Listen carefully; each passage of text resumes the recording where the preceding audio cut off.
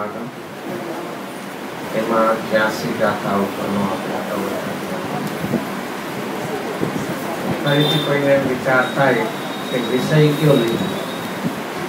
અત્યારે આપણને જે આવ્યું 80, 81, 82 વિષયની વાત, મોહના નાશની વાત. હવે પાછી 83માં છે જો ટાઇટલ શું હતું?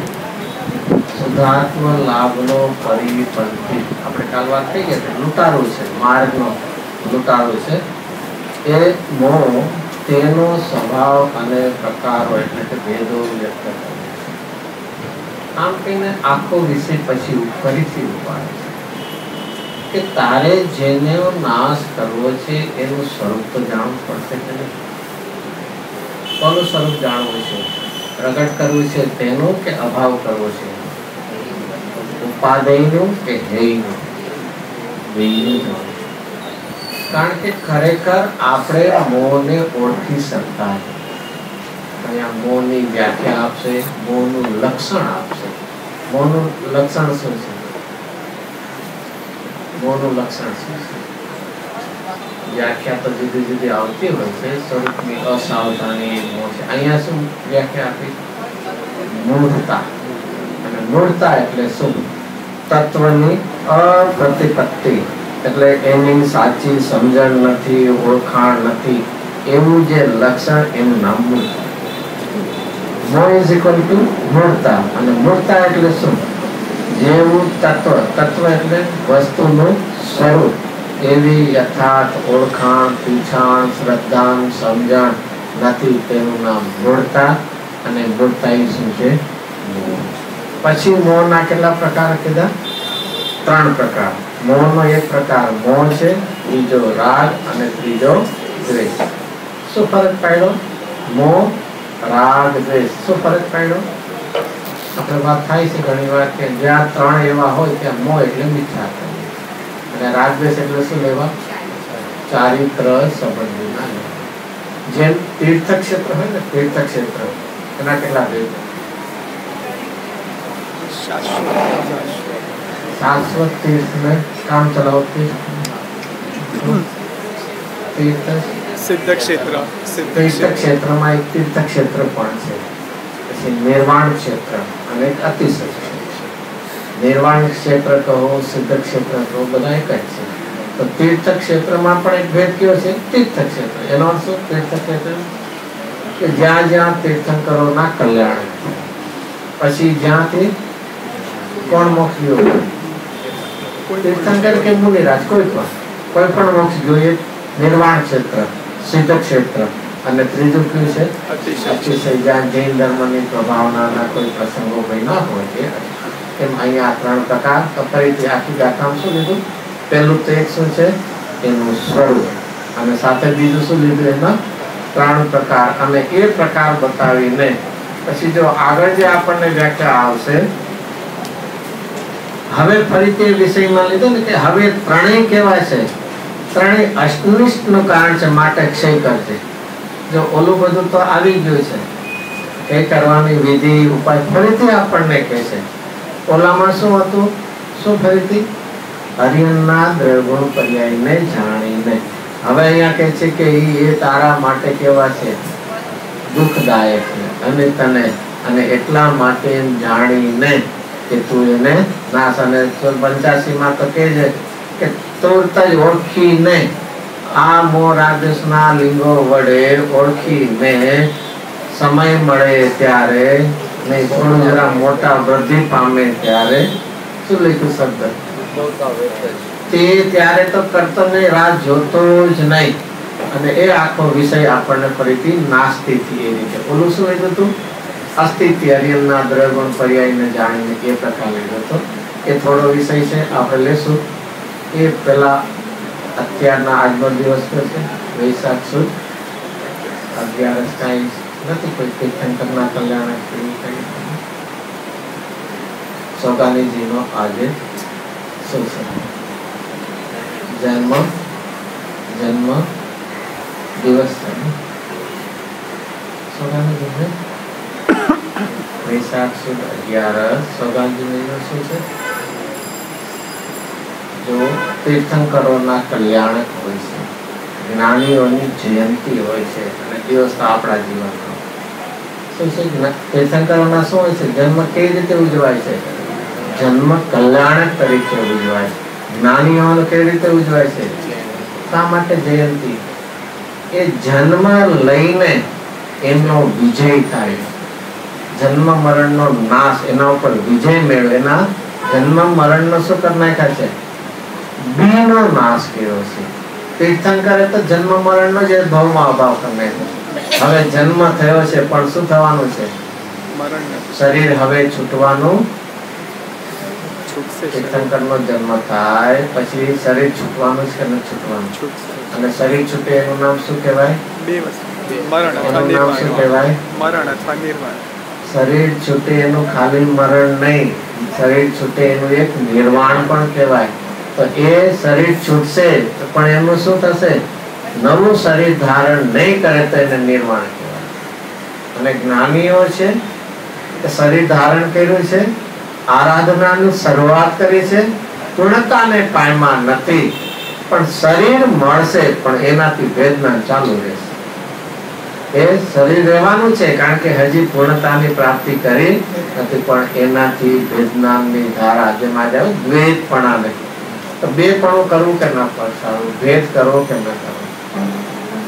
ભેદ કરવો. અહીંયા તો ઉલટાનું ના પાડી. અદ્વૈત છે એમાં દ્વૈત કરતો નહીં. તું પાણીનો એક પ્રવાહ ચાલતો હોય, એમાં વચ્ચે શું આવે? બ્રિજ આવે, અને બ્રિજના એના પિલર હોય, અને એનાથી શું થાય છે? પાણીનો પ્રવાહ કેવો થઈ જાય છે? ખંડિત થઈ જાય, એક ડાબી તરફ ને એક જમણી છે. તો એ ભેદ કરવો કે ન કરવો? ભેદ કરે છે, પણ સ્વપરનો ભેદ. પરમાં ક્યાંય ઈષ્ટ અનિષ્ટ, સારા ખરાબ ની કલ્પના કરીશ તો અહીંયા સગાનીજીનો આજે જન્મદિવસ છે. એમના જીવનમાંથી જો શીખવા જેવું મુખ્ય હોય તો શું છે? એમના જે કોઈ ચર્ચા થયેલી એનું જે પુસ્તક સંકલન કરેલું છે, નામ શું છે? દ્રષ્ટિ પ્રકાશ. એ ઉપરાંત બીજું શું છે? એમને લખેલા પત્રોનું પણ એ સંકલન છે. અને પહેલા સૌથી પહેલા 3 એના ડિવિઝન હતા, એનું એક આખું પુસ્તક હતું. પત્રોનું, પછી બોલનું, અને ત્રીજું કયું હતું? નહીં, ગુરુદેવસિંહના પરમાત્મ પ્રકાશ ઉપરનું પ્રવચન. 2 પ્રવચન, મુખ્ય દ્રષ્ટિ, દ્રઢ દ્રષ્ટિની મુખ્યતા હતી. એ ત્રણેયનું આખું કોમ્બિનેશન હતું, દ્રવ્ય દ્રષ્ટિ. અને બહાર પાડવા, અને તે જ વખતે થોડું ગુરુદેવ વાંચ્યું પછી ગુરુદેવસિંહ શું લાગ્યું? ત્રીજો ભાગ છે હજી જીવોને પચાવવાની તૈયારી. એ હોય તો અમુક બાઇન્ડિંગ થઈ ગયા હતા તો રાખ્યા, બાકીનાને શું કરી નાખ્યા? છૂટા પડ્યા. એમના જે પત્રો હતા અને ગુરુદેવસિંહનો પ્રવચન એ જુદું રાખ્યું. મંગળ પ્રવચન અને એમાં પત્ર કરીને અને દ્રષ્ટિ. પછી ગુરુદેવસિંહ પોતે સ્વયં કોઈની યોગ્યતા હોય તેને જ આપતા, કોઈ હોય તો ના પણ કરે. પછી ધીરે ધીરે બધાની યોગ્યતા તૈયાર થયું. તો એ પહેલા હિન્દીમાં છપાણા હતા, પછી એનું શું કર્યું? ગુજરાતી. અને ગુજરાતી કર્યા પછી નહીં આવે આત્મધર્મના ગ્રાહકોને ભેટ. તો એનાથી બહુ જ વિચારવા જેવું છે. એક માર્ગ પ્રવર્તક મહાપુરુષના જ્ઞાનમાં વિવેક કેટલો છે કે એના નિમિત્તે જીવનની કોઈ પાત્રતા ન હોય, પાત્ર વિના વસ્તુ ન રહે. અને જો જીવ લેશે તો શું થઈ જશે? ગીતની બદલે શું થશે? વાતથી નહીં, જીવની યોગ્યતા નથી એના નિમિત્તે. નાનું બાળક હોય એને સરસ મજાના જેમ કે શ્રીખંડ આદિ હેવી વસ્તુ ખવડાવે શું થાય? વધારે હેલ્ધી બને ને. અરે ભાઈ, ડાયજેશન ન થાય તો ઉલટાનું શું થશે? અને એટલા માટે બહુ જ ગંભીરતાથી તત્વ પચાવીને પરમાનન્ટ માટે.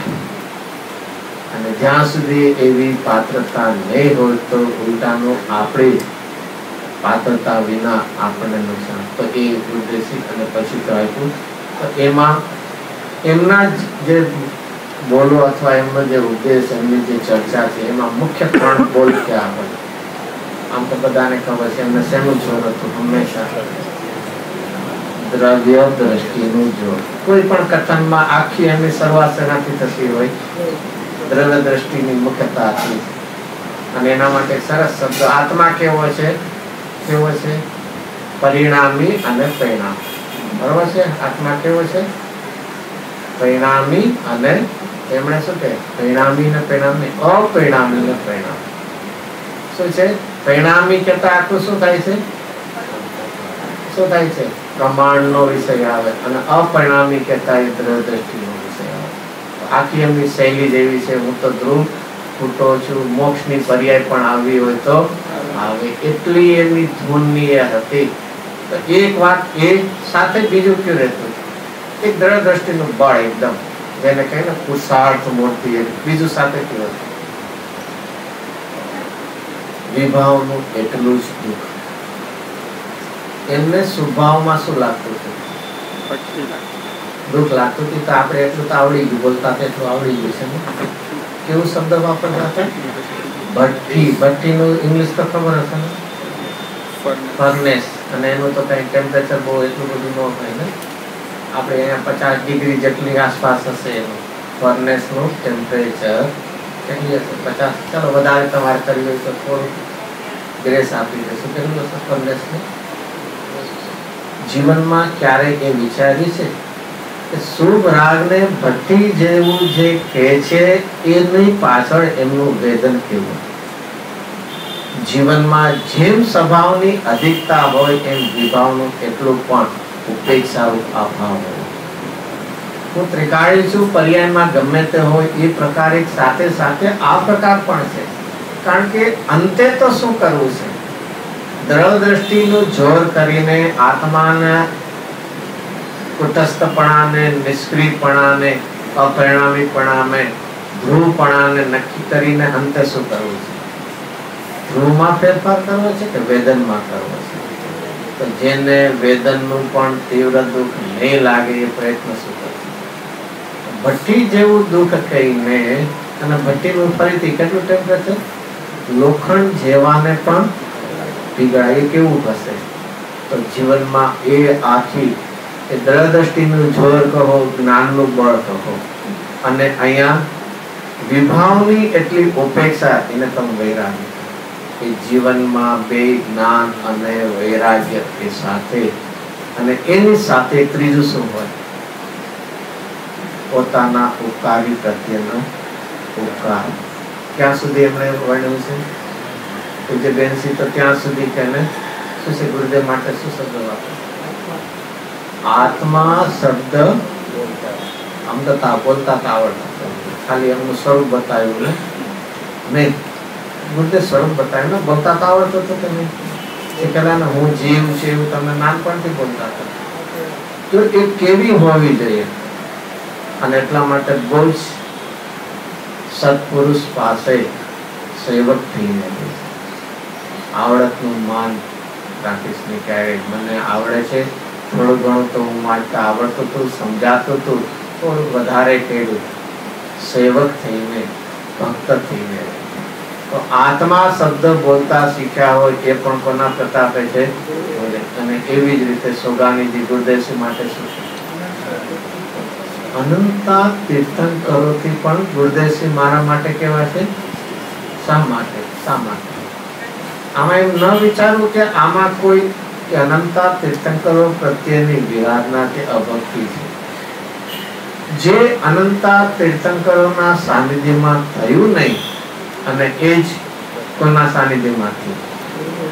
તો એના માટે જે કરોડપતિ સગો હોય અને ખરે ટાઈમે આપણને મદદ ન કરે, અને કોઈ લખપતિ હોય અને ખરે ટાઈમે મદદ કરે, આપણા માટે કોણ વધારે? કેમ? ઓલા તો કરોડપતિ છે. જીવનમાં એ પ્રકાર પણ સાથે દ્રવ્ય દ્રષ્ટિનું બળ, એટલું જ વિભાવનું સામે દુઃખ, એની ઉપેક્ષા, વૈરાગ્ય, અને સાથે ઉપકારી પ્રત્યેનો ઉપકાર. એ બધું જીવનમાં આ રીતે સર્વાંગ છે. જો એના માટે એક થોડો બોલ આપણે લઈએ. 55 નંબરનો બોલ છે. દ્રવ્ય દ્રષ્ટિના બોલ તો ઘણા છે. એમની સાથે સાથે આ વિભાવનું કેવું સાથે કે સમ્યક દ્રષ્ટિને દુઃખનું વેદન થાય છે. થાય છે કે થતું નથી? તમને સમ્યક દ્રષ્ટિની વાત છે, આપણી વાત નથી. સમ્યક દ્રષ્ટિને દુઃખનું વેદન હોય કે દ્રઢ દ્રષ્ટિમાં મને મોક્ષ પણ નથી એમ હોય. જેટલો વિભાવ હોય, વિભાવનું પર્યાય તો પર્યાય ઉપર લખ્યું ત્રણ વિભાવનું તો સાથે સાથે બે વાત છે. સમ્યક દ્રષ્ટિને દુઃખનું વેદન છે, થાય છે, વેદન થાય છે. સર્વથા જો દુઃખનું વેદન ન હોય સમ્યક દ્રષ્ટિ સાધક દશા મુનિરાજ ને તો શું હોય? ત્યાં પૂર્ણ વિતરાગતા કેવળ જ્ઞાન થઈ જાય. સમ્યક દ્રષ્ટિને જો આ આખી શૈલી એની સામાન્યપણે શું છે? પર્યાયની અત્યંત ગૌણતાની હોય છે. સાથે આનો પણ શું કરે છે? પોતે સ્વીકાર કે સમ્યક દ્રષ્ટિને દુઃખનું વેદન થાય છે, પણ સાથે સાથે શું? પરંતુ પોતાના સ્વભાવની અધિકતાના વેદનમાં, ફરીથી કોની વાત આવી? હજી વેદનની જ છે, દ્રવ્યની પણ વેદનની છે. ફરીથી પોતાના સ્વભાવની અધિકતાના વેદનમાં, બે વેદન લીધા. અને વેદન શેમાં હોય? તે કાળી દ્રવ્યમાં હોય. શેમાં હોય? પર્યાયની તો વાત જ યાદ જ નહીં કરવાનું. શું છે? પોતે કે વેદન આખું જીવનમાં કે વેદન છે, જેટલો રાગ છે એટલું વેદન છે, છતાં પણ સાથે પોતાના સ્વભાવની અધિકતાના વેદનમાં એ દુઃખની ગૌણતા થઈ જાય છે. હંમેશા મુખ્યતા શેની રહેતી હોય છે? સ્વભાવની અધિકતામાં, સ્વભાવની ભાવનામાં. એ દુઃખ છે અલ્પ, એ પણ કેવું થતું જાય છે? ગૌણ થતું જાય છે. જ્ઞાનમાં શાંતિના વેદનની સાથે દુઃખનું વેદન આવે છે. ફરીથી કઈ દશા છે? સાધક દશા. સાધક દશા છે તો ત્યાં અલ્પ કેવું છે? ચારિત્રની અપેક્ષાનું બાધકપણું છે. અને જો સાધકપણું છે તેના ફળ રૂપે આનંદનું વેદન છે, અને હજી અસ્તિત્વનું હજી પરિણમન છે તો એના ફળમાં દુઃખનું વેદન છે.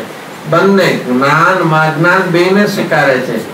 જ્ઞાનમાં શાંતિના વેદનની સાથે શ્રદ્ધા કોને સ્વીકારે છે? દુઃખના વેદન કે સુખના વેદન? શ્રદ્ધા તો બે વેદનને સ્વીકારતી નથી. શ્રદ્ધામાં તો કોણ પડ્યું છે? અકારક અવેદક તત્વ પડ્યું છે. પણ સાથે કે બીજા સમયે, પેલા સમયે શ્રદ્ધા કામ કરે, બીજા સમયે જ્ઞાન, ત્રીજા સમયે ચાલે, એવું નહીં. તો તે સમયે સાથે જ્ઞાનમાં શું છે? શાંતિના વેદનની સાથે દુઃખનું વેદન તો આવે છે, પરંતુ તે વેદન મુખ્ય થતું નથી. પોતાના સ્વભાવની જ્ઞાનીને અધિકતા રહેતી હોય. પોતાના શ્રદ્ધામાં અને પોતાના જ્ઞાનમાં, બધાની પ્રણતિમાં એક મુખ્યતા હંમેશા કોની રહેતી હોય છે? પોતાના ત્રિકાળી નાયક એકરૂપ અખંડ અભેદ તત્વની જ મુખ્યતા રહેતી.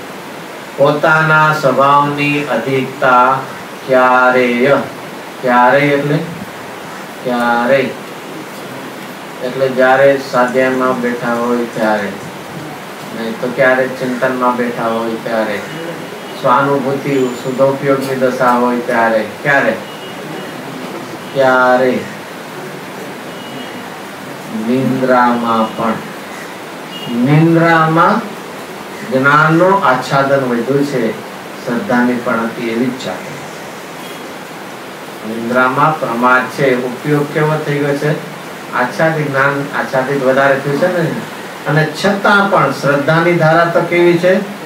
એવી ને એવી નિરંતર ગમે તે સમયે, ક્યારે એટલે ગમે તે સમયે પોતાના સ્વભાવની અધિકતા એ છૂટી જ એ નથી. આવી એક પોતાની દશા છે.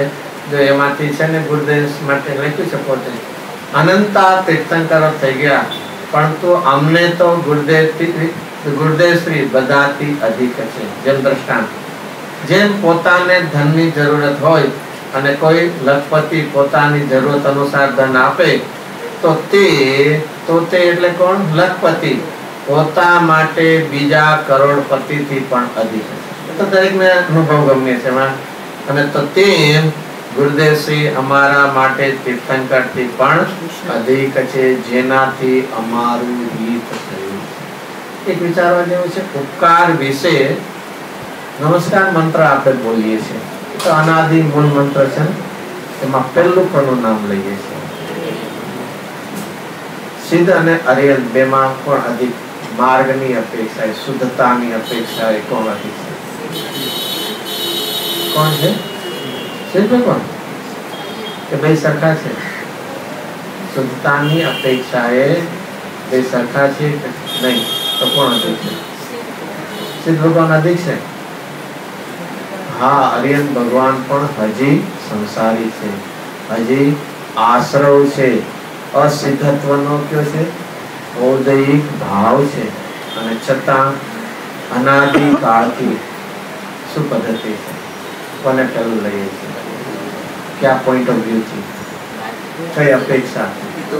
ઉપકાર. ઉપકાર એમનો ઉદ્દેશ છે, એનો અર્થ ઉપકાર છે ને આપણા માટે. જીવનમાં આ પ્રકાર આપણે વિસ્મત થવા જોઈએ. વિવેક છોડીની વાત નથી, પણ એક ઉપકારીનો ઉપકાર શું હોય છે? નિયમ સારમાં તો પરમપ્રજ્ઞલધારી દેવ તો શું કહે છે? સ્વવશ યોગી અને પરમાત્મામાં ખેદ છે કે અમે ભેદ. કેવી આખી વાત હોય છે. પોતાના એવા ઉપકારી કહેવાય એના પ્રત્યે પણ અલ્પતાના એ મુખ્યતા શેની લીધી છે કે પોતાને જ્યાં ઉપકાર લાગે છે ત્યાં એની સહેજે એના પ્રત્યે અધિકતા આવ્યા વગર એ રહેતી નથી. એક વાત હવે પોતે પોતાના જીવન વિશે થોડીક લખે છે, આપણે થોડુંક વાંચીએ. મને પહેલેથી ઇન્દ્રિય વિષય તરફનો રસ નથી. શું છે? નાનજા આ એક ધારા કેવી હોય કોઈના પણ જ્ઞાનીઓના જીવનમાં સામાન્યપણે આપણે જોઈએ. શ્રીમદજીને નાનપણથી શું હતું? બુદ્ધિ તો ઘણી હતી, જિજ્ઞાસા વૃત્તિ, અને એવી એક જિજ્ઞાસા 8 વર્ષના બાળ વયે પણ શું જિજ્ઞાસા છે? આ બાળ છે, મરણ એટલે શું? આખી જિજ્ઞાસા છે. અને એ જયારે એ બાળે છે, પોતે કયા ઝાડ ઉપર ચડ્યા હતા? આંબાના કે લીમડાના છે ને? બાવળમાં ને, બાવળમાં કઈ બીજું ન હોય. શું હોય? 8 વર્ષનું બાળક, કાંટા જેવું બાવળનું ઝાડ, અને છતાં કઈ નહીં. શું હતું આખું? જિજ્ઞાસા વૃત્તિ. કે જે શરીરની લોકો સાર સંભાળ લેતા હતા, હવે શું કરવા માંડ્યા? આ કેમ નિર્દયતા કેવી? આ કેમ સાવ વિરુદ્ધ? અને આ એક જિજ્ઞાસા વૃત્તિ ને એ શું થઈ ગયું? આખું જાતિ સ્મરણ. નાનપણથી જ એમને પોતાને જે જોતું એને શોધક વૃત્તિ હતી.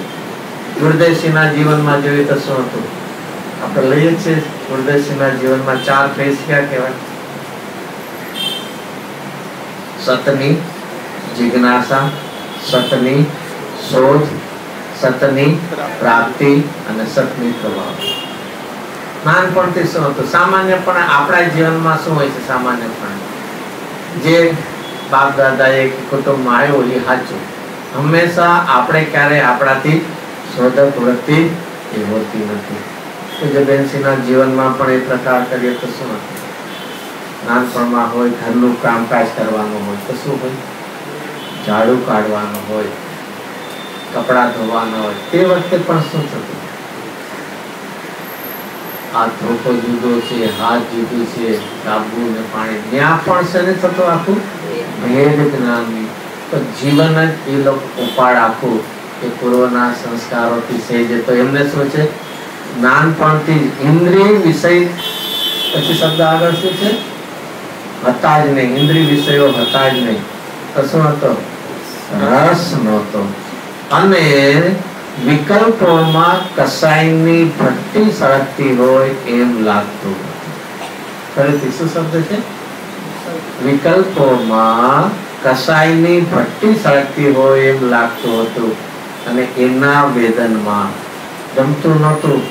જેમ આવે છે વચનામૃતમાં, મૂંઝવણ તો થશે, પણ મૂંઝવણમાંથી માર્ગ કાઢવો છે કે મુંડાઈ જવું છે?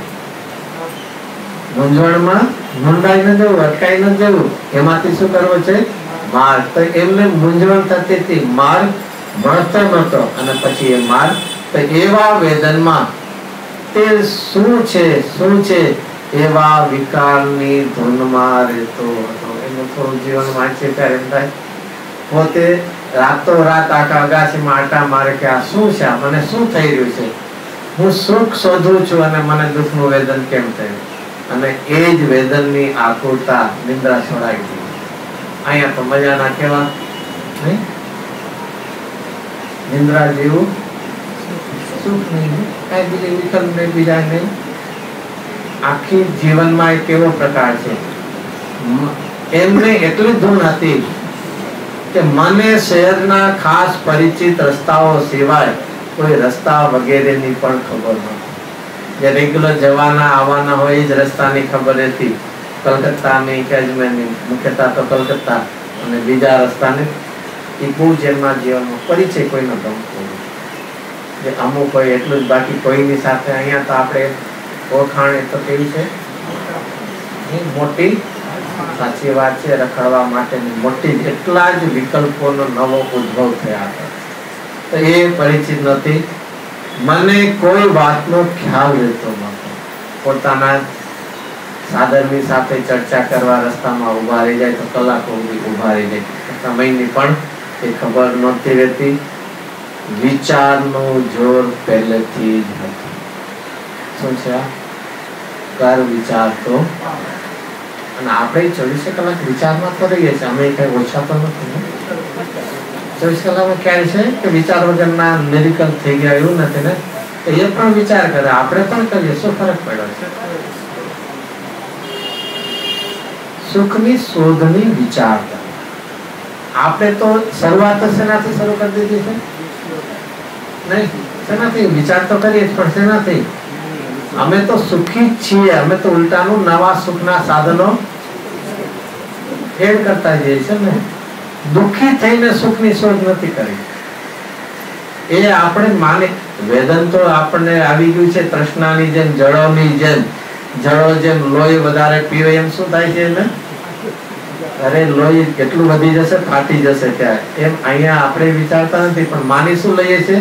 સુખી તો છીએ. હવે શું કરવાનું છે? ખાલી સુખ એ જ રસ્તે.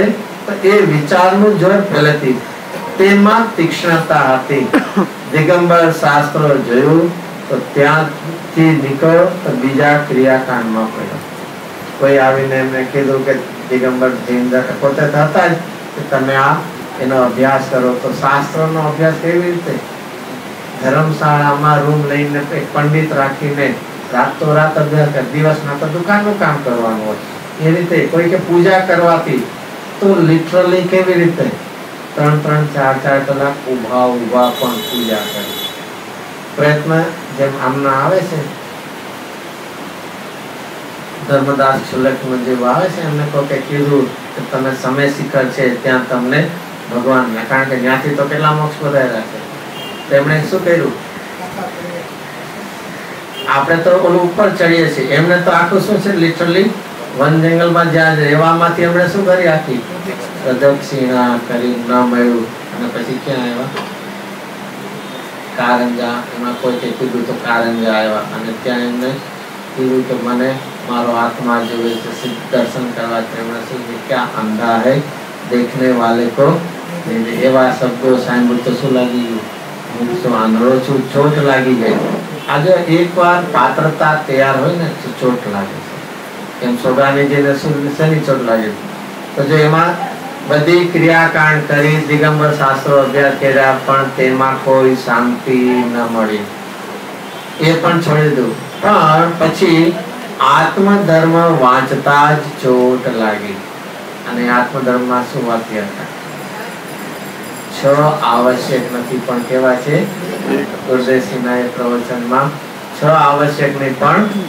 અને એમને શું થયું? આશ્ચર્ય લાગ્યું. શાસ્ત્રમાં, ચરણાનુયોગના શાસ્ત્રમાં પ્રશ્નકરણ શાસ્ત્ર કે પદ્મનંદ દરેકમાં કેટલા હોય? શ્રાવકના કેટલા હોય?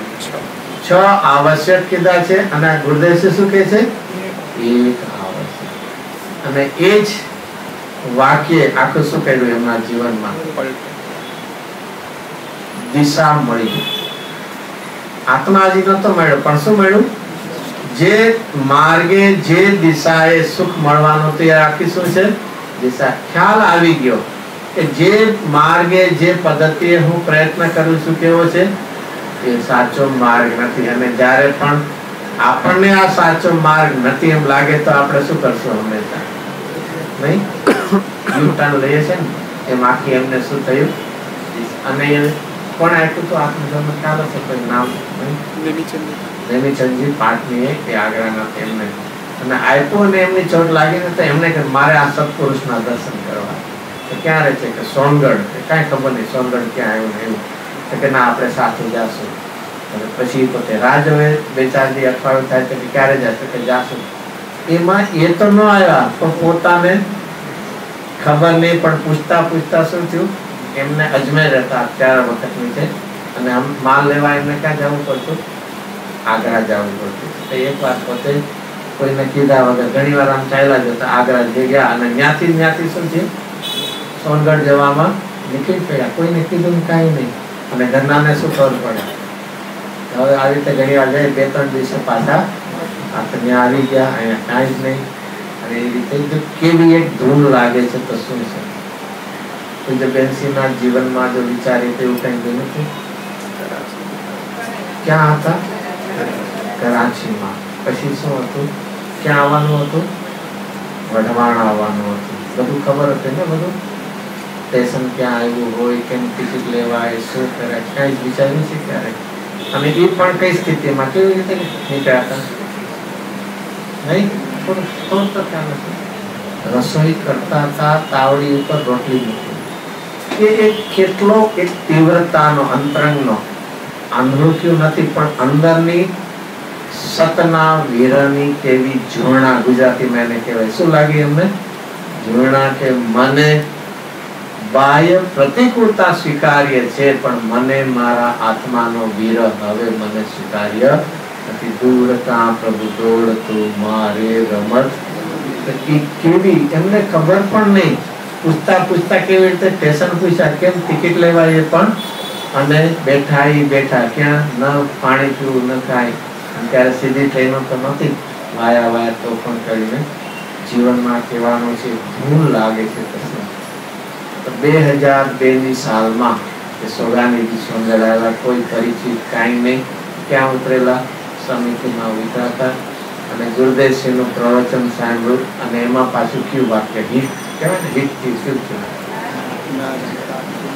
આપણે વાક્ય કેટલી વાર સાંભળ્યું હશે, બોલ્યા હશે, સાંભળ્યા હશે, રીતું જે કાંઈ જીવનમાં